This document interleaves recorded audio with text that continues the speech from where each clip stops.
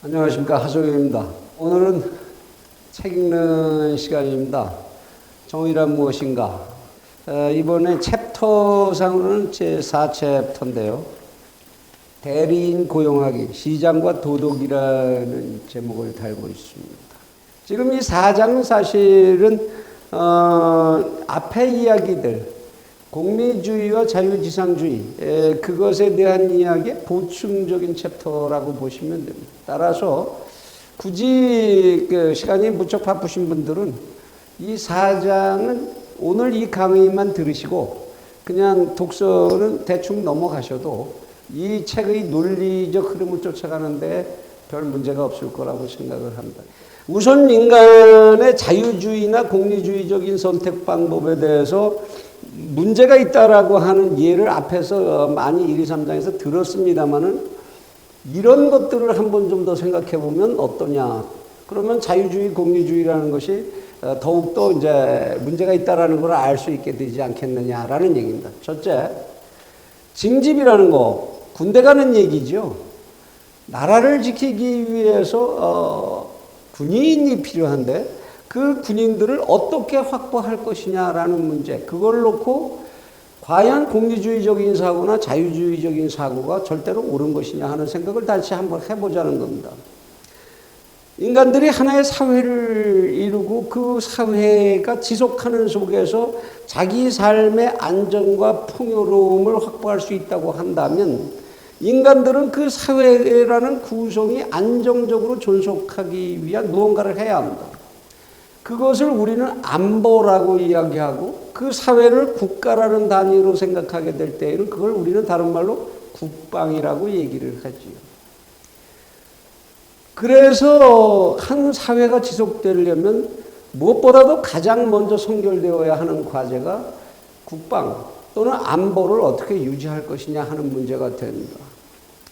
그런데 이 국방이나 안보라는 문제는 반드시 그 한 사회 집단의 존속을 방해하거나 그 사회 집단을 강제력에 의해서 자기들의 것으로 소유하려고 하는 도전 앞에 직면해 있고 이것으로부터 자기 사회의 정체성을 유지하고 존속성을 유지하려면 목숨을 걸어야 한다는 문제가 생겨나게 되죠. 목숨이야말로 인간에게 하나밖에 없는 그것이 없다면 이렇게 우리가 공부하는 거, 사회가 이러니 저러니 얘기하는 거 다 의미가 없는 일이 돼버리니까 그런 절체절명의 가치라고 하는 자기 하나의 목숨, 이것을 걸어야만 하나의 사회라는 것, 하나의 국가라는 것이 유지될 수 있다라는 이 문제는 이런 특별한 특수성을 가지고 있는 거죠. 이걸 어떻게 해결할 거냐, 이 문제를. 그래, 이제 군대를 만들어야 되는 건 누구도 피할 수 없다라는 걸 잘 아는데, 그러면 그 군대를 구성하는 군인들을 어떻게 모집할 거냐는 거예요. 그걸 징집이라고 하죠, 징집. 여기서 징자가 들어가면 뭡니까? 강제력이 동원됐다라는 얘기죠. 징세, 세금을 강제로 얻는 거 아닙니까? 징병, 이 징자가 들어간다라는 것은 강제력이 동원된다라는 얘기입니다. 강제로 모집한다. 그냥 모집이 아니고 강제 모집을 징집이라고 하죠. 많은 나라들이 군대를 강제로 모집하고 있습니다. 지금 우리나라 같은 경우가 대표적인 거죠. 우리나라는 전부 징집제에 의해서 일정한 조건을 가진 이 나라의 남자가 일정한 나이가 됐을 때에는 징집 영장에 의해서 강제로 군대에 가야 됩니다.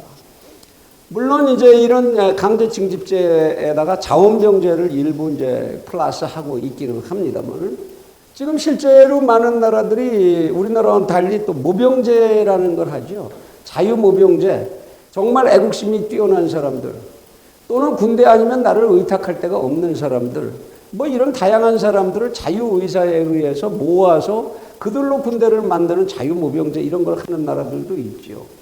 그런데 이 징집을 둘러싸고 굉장히 많은 경제학적인 모순들이 발생한다 이런 얘기입니다. 강제로 징집을 하니까 자유주의자 입장에서 어떤 얘기들을 하게 되느냐. 강제 징집이라는 건 노예제와 똑같다. 어떻게 인간의 본성적인 권리가 자유인데 나라가 무슨 권리로 나의 생명을 강제로 요구할 수가 있는 거냐. 나를 설득하든지 뭐 이런 것도 아니고 어떻게 강제로 내 생명을 내놓으라고 할 수 있는 거냐. 내가 나가서 내 목숨을 걸고 지키는 동안 나는 내가 알지도 못하고 생면부지 전혀 그 사람의 생명을 지켜주고 싶지 않은 왼수의 생명까지도 지키는 행위를 해야 되는 것 아니냐. 내가 왜 그래야 하는데 도대체. 자유주의자 입장에서 보면 이거 말이 안 돼요. 말이 안 됩니다. 최대 다수의 최대 행복을 추구하는 숫자적인 가치로 추구하는 공리주의 입장에서 보면 어떠냐. 실제로 군인들을 강제 징집을 해서 그들을 이용을 해서 나라를 지킨다면 물론 한쪽에서 그 지키는 이익을 향수하는 쪽에서는 행복의 크기가 증가하겠지만 목숨을 가서 던지고 통째로 목숨을 잃어버리고 이러는 그들의 행복, 그들에 속한 그 사회적 집단, 가족을 비롯해서 그 주변의 사회적 집단들이 잃어버리는 행복의 크기는 어마어마하게 동시에 또 줄어들게 된다는 거죠. 그렇게 되면 비자발적 행위가 가져오는 행복의 감소, 이것까지 계산했을 때 절대적으로 다수의 행복이 최대로 증가한다고 보기 어렵다. 공리주의적인 입장에서도 이건 옹호하기 어렵다. 자유주의자와 공리주의자는 그래서 징집제를 반대한다. 그래서 그들은 뭘 하느냐? 자유모병제로 하자. 국가가 고용하는 자유모병제로 하는 것, 그것이 가장 그래도 이상에 맞지 않느냐 이런 얘기입니다. 자유모병. 자발적으로 나는 정말 내 나라를 사랑해서 항상 피가 끓어. 내 나라를 위해서라면 내 목숨 기꺼이 던질 수 있어. 이런 사람들을 자유롭게 모아서 그 사람들을 나라가 고용을 하고 나머지 사람들은 그 사람들에게 비용을 지불해 줌으로써 서로가 다 이익을 얻을 수 있는 거 아니냐. 그러면 자유주의적인 조건도 달성할 수 있고 공리주의적인 조건도 달성할 수 있는 거 아니냐. 그런데 실제로 그런 거냐 이런 얘기. 그래서 결국 자유주의자와 공리주의자는 지원군을 이제 옹호하게 된다 이런 얘기입니다. 자기 의사에서 자발적으로 군대에 지원하는 사람들. 지금 미국 같은 경우가 이제 그런 제도를 이용하고 있죠. 그들은 전부 지원군에 의해서 이제 군 병력을 충당을 하고 있습니다만. 그런데 이 지원군 제도는 그러면 정말로 옳은 것이냐? 옛날에 징집을 할 때는 어떤 일들이 있었냐 하면은 우리 조선시대나 고려시대 때도 있었습니다. 대리인을 고용을 해서 강제 징집을 하니까 대리인을 고용을 해서 돈으로도 사람을 사가지고 자기 대신 군대를 보냈어요. 자기 자식 대신 또 군대를 보냈고 이런 사례들이 생겨서 대리인으로다가 이제 병력이 채워주는 그런 일들이 있었는데 이 지원군 제도에서도 사회적으로 현실적으로 그런 일이 생기는 게 아니냐? 지원군 제도라는 것이 완벽하게 자유주의적이고 공리주의적인 조건을 달성하려면 정말로 지원해서 나가는 사람들은 사회적 만족도도 공평하게 다 균등하고 그런 속에서 순수한 애국심으로 그 기회를 선택한 사람들이어야 하는데 실제로 그런 경우가 있느냐는 겁니다. 지금 미군을 구성하고 있는 많은 병력들이 어디서 나오나요? 자, 시골 벽지에서 정말 영어 하나를 이상하게 제대로 쓰지 못하는 이런 사람들이 굉장히 많은 숫자를 채우고 있다는 거죠. 여기에 이제 통계를 인용하고 있는데요. 프린스턴 대학을 최근에 나온 학생 중에서 1,몇백 명이 나오는데 그 중에 지원군으로 가는 사람이 7, 8명이 지나지 않는다 이런 얘기입니다, 이제는. 그리고 나머지들은 전부 그렇게 사회적인 기회를 잃어버린 사람들, 이런 속에서 거의 충원이 된다는 거죠. 그것도 잘 안 되니까 요새는 이제 시민권에서 약점을 가진 사람들, 영주권자라든지 학생이라든지 난민으로 이민을 온 사람이라든지 이런 사람들에게 조건부로 갔다 오면 시민권 줄게 이렇게 해서 강제로 채우는 이런 지원군, 이게 진짜로 지원군 맞느냐 그런 얘기. 이게 과연 자유주의 원칙과 공리주의 원칙에 맞느냐? 사실 인간이 하나의 제도를 비자발적 제도일 수밖에 없는 제도들을 유지해야 하는데 그러면서 완벽한 논리적인 제도를 만들어낸다는 거 가능하겠습니까? 우리 사회도 지금 그 고민을 하고 있죠. 우리 강제징집을 합니다. 근데 강제징집에서 빠져나가는 사람 많죠. 청문회에 나오는 장관 후보의 자제들 거의 다가 거기서 빠져나가기 위해서 몸부림을 친 사람들이고 실제로 빠져나간 사람들이 수두룩하죠. 이 사회의 리딩 그룹 중에서 어떻게 해서든지 멀쩡한 사람들이 군대를 안 간 사람들은 수두룩하게 셌습니다. 또는 이제 남녀 간의 문제에 있어서도 그렇죠. 여성은 왜 그러면 이러한 국가 안보의 책임을 안 져도 되느냐. 또 나 그것 좀 하고 왔다고 해서 남성에게는 왜 공무원 시험에 무슨 각종 시험에서 가점을 주는 이익을 줘야 되느냐. 자유주의와 공리주의라는 논리만 가지고 이것을 설명할 수가 없다 그런 얘기입니다. 지금 미국은 지금 이라크전이나 아프가니스탄 전쟁을 그래서 어떻게 해나갑니까 이제? 회사들이 전쟁의 일부를 용역으로 받아가지고 그 회사들이 용역을 대행하고 있죠. 뭐 수송하는 데 있어서 민간인 보호하는 데 있어서 무슨 의료 서비스 특정한 회사들이 사실상 전투 행위에 해당하는 것을 영업적으로 하고 있는 그런 현실입니다. 프랑스 같은 경우는 어떻게 하나요? 외인 부대라는 것을 모집을 해서 지금도 외인 부대를 운영하고 있는 나라입니다. 내국에서 논리로 해결을 못하니까 돈에 의해서 와서 싸우겠다고 하는 사람들을 전 세계적으로 모병을 해서 외인 부대를 운영하고 있는 나라가 프랑스입니다. 참 이 문제 그렇게 두 개의 기준에 의해서 해결이 안 된다. 우리가 앞에서 얘기한 인간이 정당한 행위를 집합적 정당한 행위를 해결하는데 공리주의 원칙, 자유주의 원칙 이렇게 해왔는데 그것에 의해서 해결이 안 되는 문제가 이렇게 엄연히 존재하지 않느냐는 얘기입니다. 그 다음에 또 하나의 예로서 대가를 받는 임신이라는 거죠.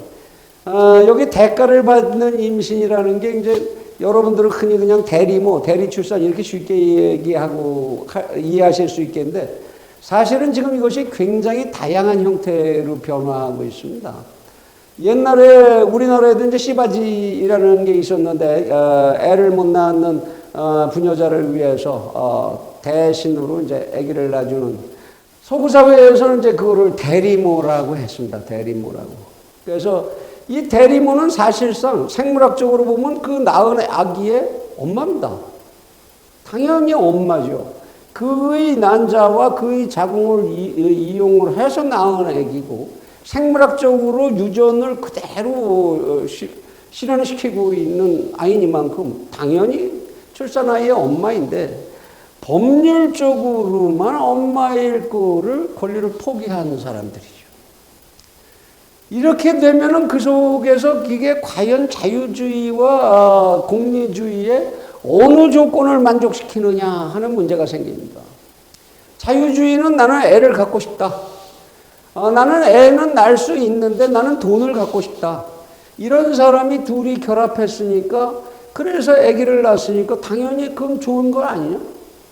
양쪽이 자유의사에서 선택한 자유시장 경제 원리가 작용을 해서 성립했으니까 뭐 문제 있느냐? 그렇게 생각할 수도 있겠죠. 한쪽에 아기를 가지고 싶다라는 엄마의 공리가 이만큼 유틸리티가 이만큼 증가했고 돈을 갖고 싶다고 하는 대리모의 유틸리티가 이만큼 증가했다. 둘을 합치면 사회적 유틸리티가 이만큼 증가했다. 그렇게 설명할 수도 있을 겁니다. 그런데 문제는 그렇게 해서 낳은 아기의 인권과 그의 정체성의 문제입니다. 누구를 어머니라고 모셔야 되느냐? 길러준 사람이 엄마냐? 낳아준 사람이 엄마냐? 이 아이는 평생 그것을 짐으로 지고 살면서 그의 유틸리티는 무지하게 많이 감소할 가능성이 높지요. 이것이 나중에 밝혀지면서 가족적인 전체적인 비극으로 발전하는 케이스를 우리는 주변에서 어렵지 않게 보고 있습니다. 그것이 과연 공리주의적 사고로 옳은 거냐? 자유주의적인 사고로 그러면 내가 아기를 가지고 싶다라는, 자손을 가지고 싶다는 이유 하나로 남이 낳은 남의 자식을 나의 자식이라고 주장할 자유가 생기느냐? 그런 권리가 생기느냐? 이런 논리적 모순이 존재하는 겁니다. 그래서 인간들은 그 문제를 해결하기 위해서 또 교묘한 꾀를 짜냅니다. 대리출산 또는 외주임신이라는 건데요. 대리출산이라는 건 뭡니까? 시험관에서 아버지와 엄마의 정자와 난자를 결합해서 배아를 만들고 이것을 대리출산할 모체에다가 자궁에다 이식함으로 해서 이 여성은 유전자적인 특성은 전수하지 않으면서 단지 인큐베이터 역할만 해서 아기를 낳아주면 그러면 그런 출생아에 대한 모순이 생기지 않겠느냐. 정말 그럴까요? 그렇게 해서 태어난 아이가 자기가 그렇게 태어난 걸 알게 되면 그 아이는 어떤 생각을 하게 될까요? 내가 만들어진 곳은 나의 고향은, 내 출생의 고향은 시험관 속이야. 이 아이가 가지게 될 인생관에 끼치는 영향은 얼마나 심각한 것이 될 수 있을까요? 그런다고 해서 그렇게 자궁만을 빌려줬다고 해서 그러면 그 여성이 아기를 낳은 여성이 아니냐? 거기에서 생겨나는 10달 동안 아기를 품고 있다가 출산을 할 때 그 사이에서 만들어지는 인격적인 관계는 무시돼도 되는 거냐? 이런 문제는 그대로 남는다는 겁니다. 이렇게 한다고 해도 여전히 별 차이 없이 사회적인 유틸리티가 극도로 상승한다든지 인격적 자유주의가 완성된다라고 하는 그런 희망을 갖기 어렵다. 그래서 요새 또 어떤 일을 하느냐. 난자는 A라는 모체에서 가져오고 그것을 수정을 따로 해서 임신을 시키는 것은 또 B라는 모체를 따로 선택합니다. 서로가 전부 다 각자 모르고 자기의 기능적 행위만을 전부 이해하는 거죠. 그리고 그것은 돈을 위해서다. 그리고 한쪽에서는 자식을 얻기 위해서다. 이런 외주 임신이라는 방식도 지금 유럽에서는 많이 지금 시행이 되고 있는 겁니다. 달라지느냐? 과연 달라질까요? 이 앞에 대리모, 대리출산 이것에서 가졌던 그런 윤리적, 도덕적, 인격적 이런 문제들이 그로부터 생기는 인간의 행복이라는 문제, 가치관의 문제, 정체성의 문제 이런 것이 과연 다 해결될까요? 되지 않는다라는 겁니다. 결국 지금 이제 샌델이 하고 싶은 얘기는 우리가 앞에서 검토했었던 자유지상주의적인 원칙, 공리지상주의적인 원칙, 이 두 개의 가치관을 가지고 인간들의 문제는 결코 해결되지 않는다라는 겁니다. 이것이 지금 4장에서 보충적으로 1, 2, 3장의 이야기들을 보충적으로 설명하고 있는 샌델의 얘기입니다. 그러면 그 뒤에부터 이제 샌델은 무엇을 찾아 나갈까요? 이러한 모순들을 넘어설 수 있는 방법, 그것은 인위적이어야 할 것이고 인간들은 그 인위적 어떤 가치 기준을 만들기 위해서 어떤 노력을 했는가 그것에 관한 이야기를 할 겁니다. 그 다음에 이야기를 5장에서 그래서 첫 번째 도덕이라는 것, 양심이라는 것의 문제를 가장 서양 철학에서 집약적으로 이제 체계화했던 칸트의 이야기를 다음 장에서 풀어갈 겁니다. 칸트는 과연 이런 문제들을 해결하는 인위적 기준으로서 또는 그것이 칸트는 그것이 자연적 기준이라고도 이제 본 부분이 있습니다만은 어떤 생각을 했을지 다음 시간에 칸트의 이야기로 이어가겠습니다. 여기까지 들어주셔서 감사합니다. 감사합니다.